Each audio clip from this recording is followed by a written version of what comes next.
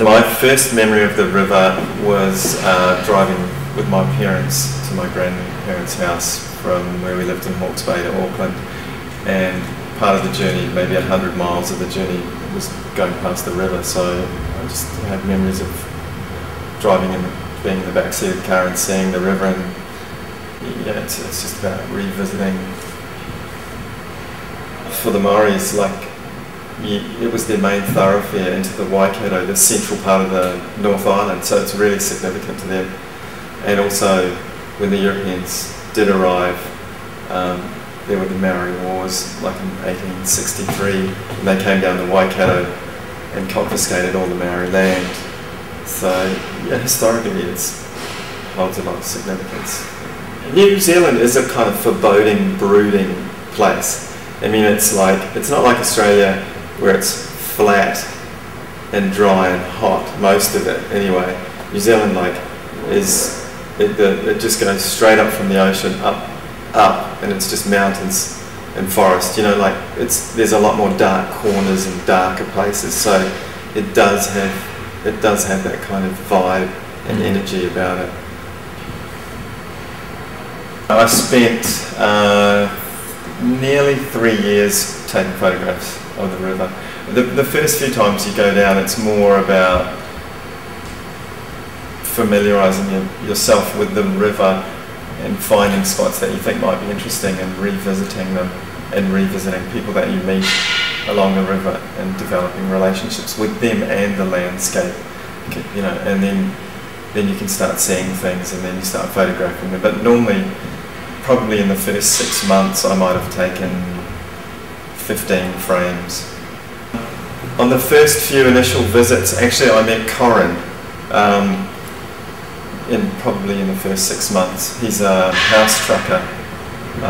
Corin and his girlfriend often visit one particular spot, Reed's Farm on the river, and I met him maybe 5 or 6 times before I took the photograph.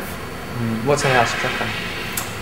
People that live in trucks and drive around and don't have any sort of permanent address. Like gypsies? So, yeah, like gypsies. So they're kind of marginalised in society. Quite a few of the pictures from this series are from Reed's Farm, maybe 10 of them out of 65. It's owned by the local council, and it was given to them by a man called Reed, who died in the 50s and left the land to the local council.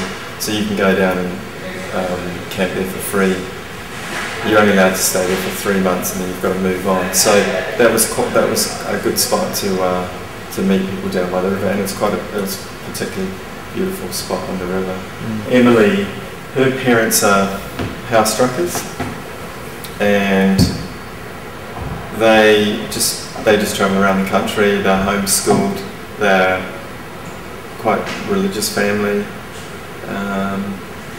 And I'd met the family before, and that particular day Emily and her sister were playing in the water, and I could just see there was a great photograph there, and because I knew her, we had a rapport anyway, so it wasn't too difficult to take that. But the process is, I find, quite interesting.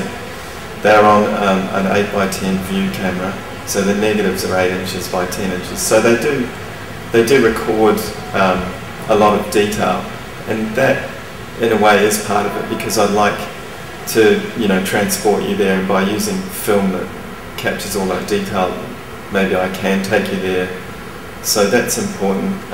Also, it's you can't be that spontaneous with the camera. Everything is quite contrived, and I kind of like that now. It forces me to, you know, look at things and study them before I even set the camera up, and that's a good thing, to actually, you know, take the time with something, you know, to actually slow down and spend some time just there by the river. I mean, how much do you ever get to know about anyone anyway? You know, I mean, that's probably why I go and do these things. I'm curious. I'm interested to find out why they live there. And they are marginalised, these people. I think they've all maybe turned their back a little bit on society.